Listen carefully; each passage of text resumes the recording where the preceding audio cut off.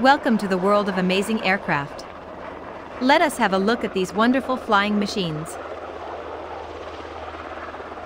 The Sikorsky SH-60, MH-60 Seahawk, is a twin turboshaft engine, multi-mission United States Navy helicopter based on the United States Army UH-60 Black Hawk and a member of the Sikorsky S-70 family.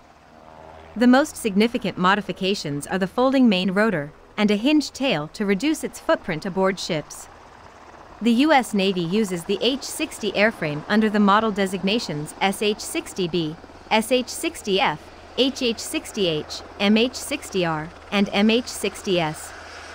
Able to deploy aboard any air-capable frigate, destroyer, cruiser, fast combat support ship, amphibious assault ship, littoral combat ship, or aircraft carrier, the Seahawk can handle anti-submarine warfare, anti-surface warfare, naval special warfare insertion, search and rescue, combat search and rescue, vertical replenishment, and medical evacuation.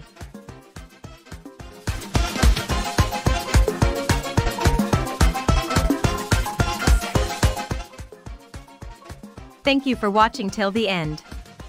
Wishing you a safe flight.